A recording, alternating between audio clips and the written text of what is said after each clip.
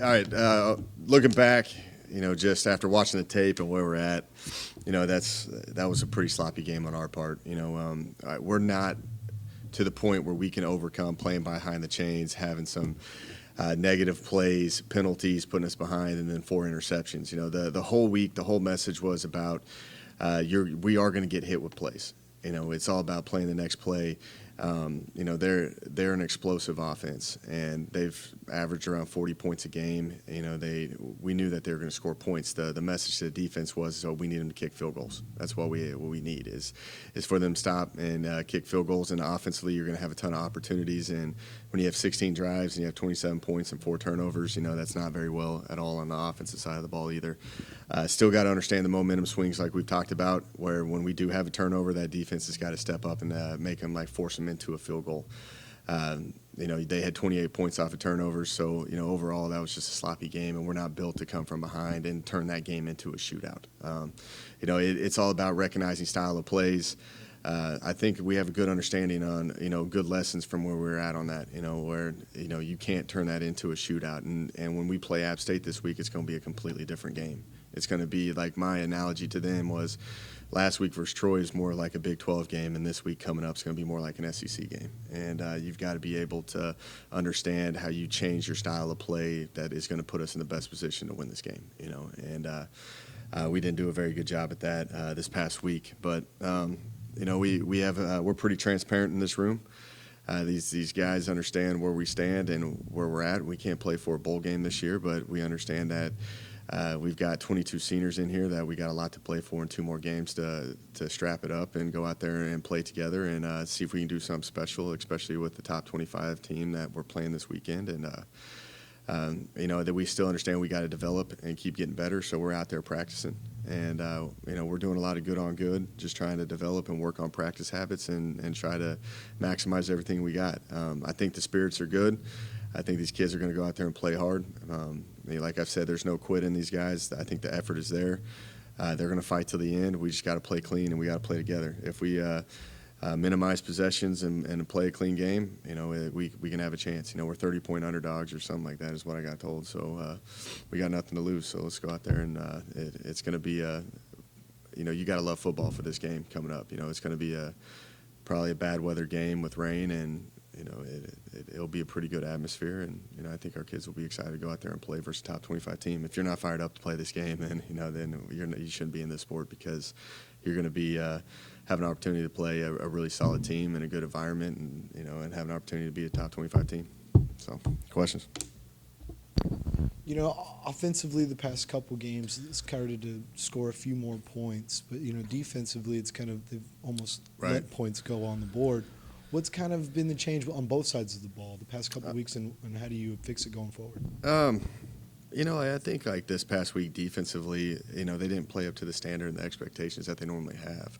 That is a good offense that we played. We talked about how explosive they were all week. We kind of set the tone that they are going to get hit with plays, but we've got to be able to stop their momentum. The quarterback.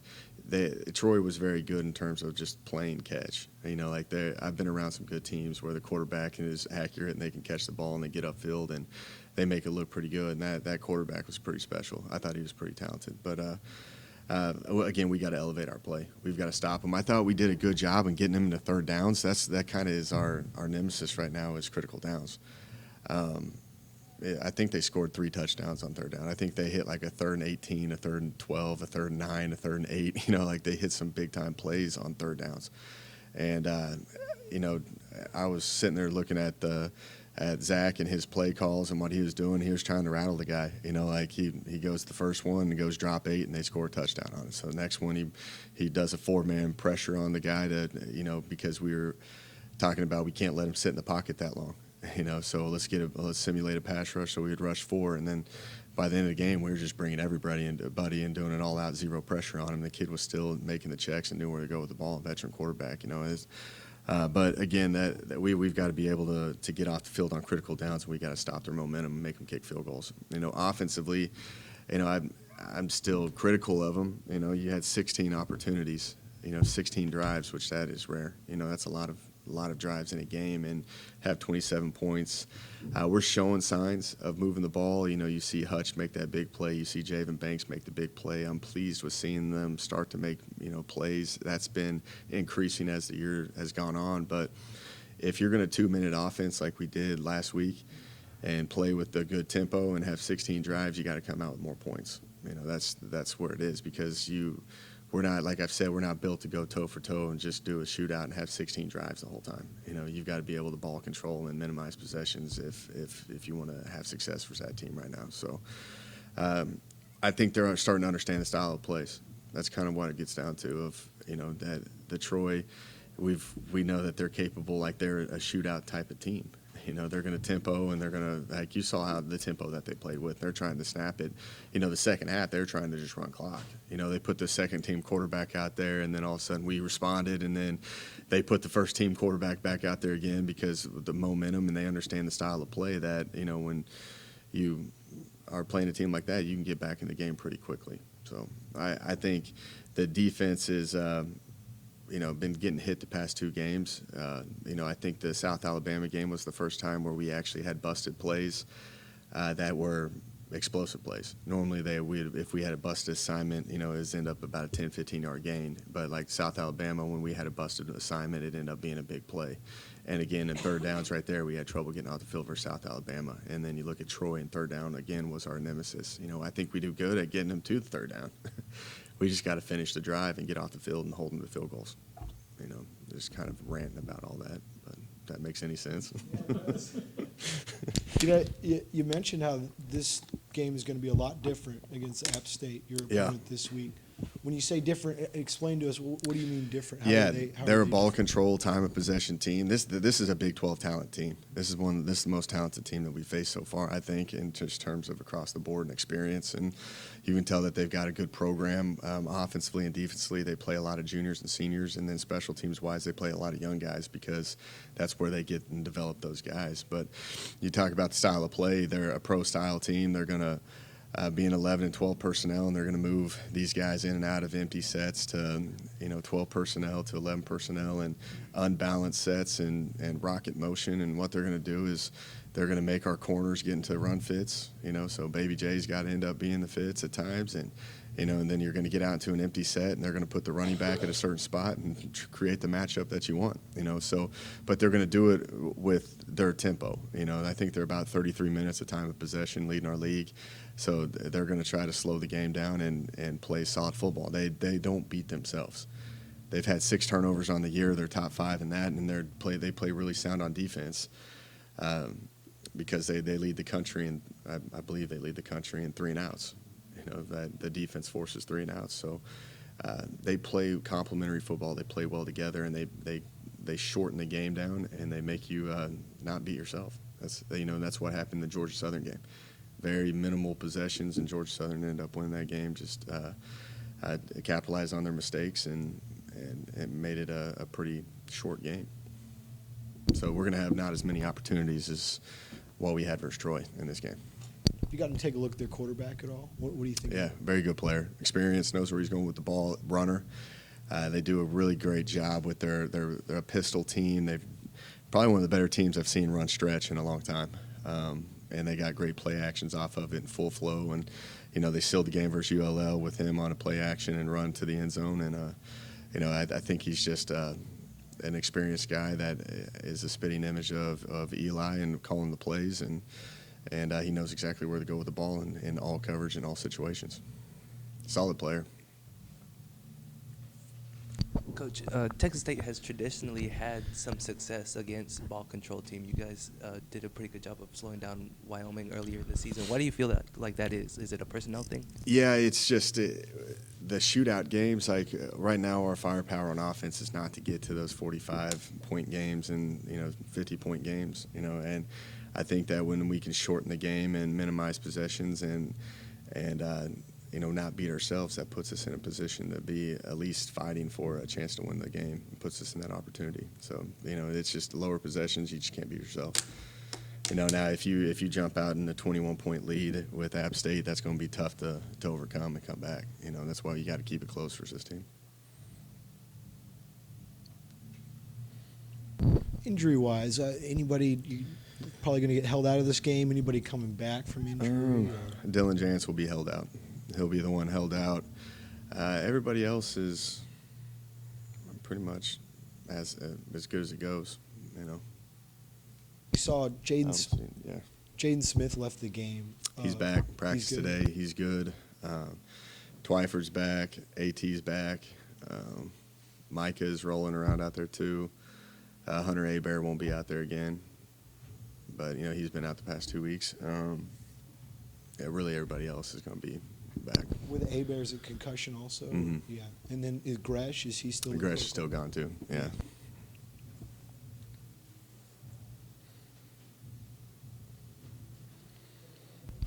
Coach, you talked about how after last week's loss, it was just the energy was just like kind of up and down. It was really emotional. How have your players like responded to this week?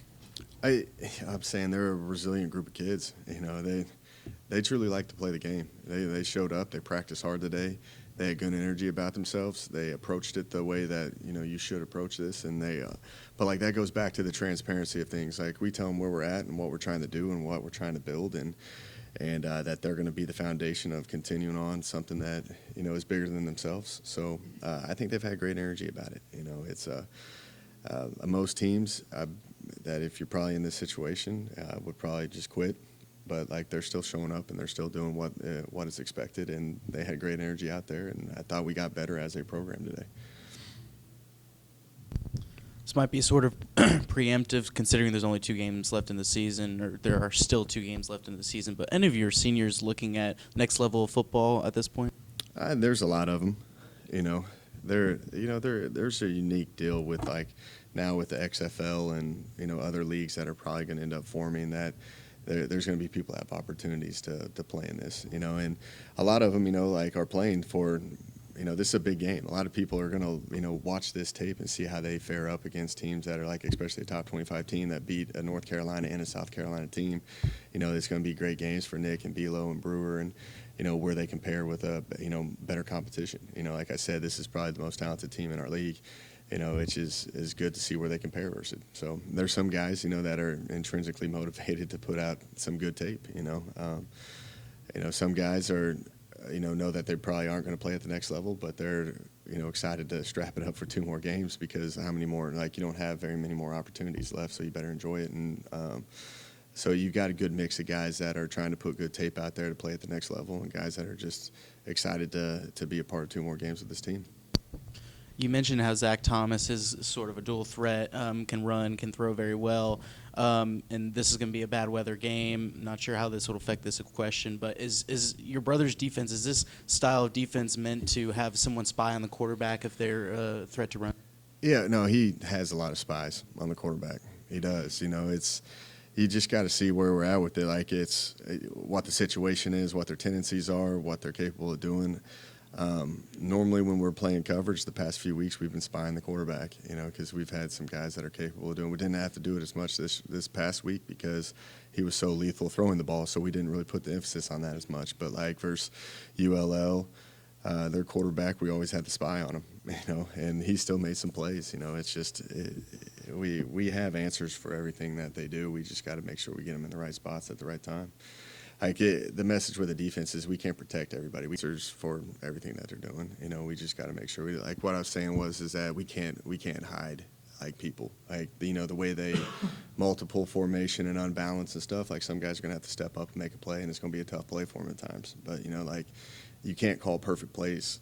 So you got to be able to understand that, hey, if they end up getting to this formation or do this at this point, that this kid's got to make the play, So it's a lot of thought goes into, are you willing to put, Baby J in the run fit?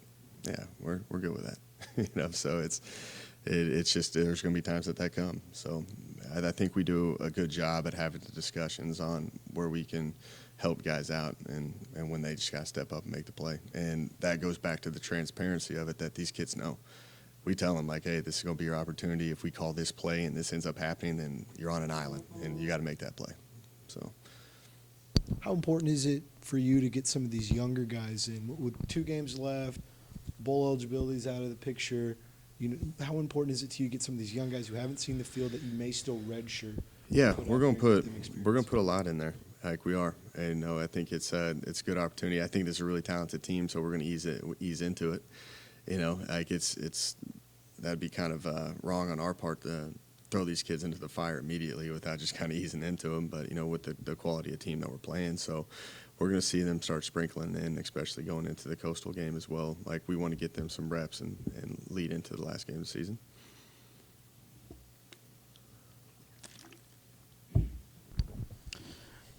It just occurred to me that the last 3 games, starting with Troy and then going to App State and Coastal Carolina, mean that you faced for the last 3 games of the season all first-year head coaches, and you are a first-year head coach yourself. How do you feel like you've compared your seasons with the Bobcats versus Jamie's with the Chanticleers, Chips with the Trojans and I think the comparison is the thief of all joy. Like you can't really compare and contrast where we're at. Like we're all in different situations. Like Jamie's been there for 2 years already. Like he was the offensive coordinator there. He's already established things. Like it's been running the same. Chip is pretty familiar with where they're at, and they were a 10-win team last year, and you look at App State, that's probably the most talented team in the league. They were an 11-win team last year, so we're all on different levels right now. But, I never compare and contrast. I just worry about where we're at as a program and if we're getting better each day that we step in this building. Do you feel like then you were probably disadvantaged in this point because you had to hire your own crew and your own staff, and these other guys had more of an in? There's no excuses at all. It's where we're at, and we know where we need to be, and we just got to keep coaching these guys up and keep moving forward. I know the potential of this place, and it's all about getting everybody on board, and I think we're doing that daily.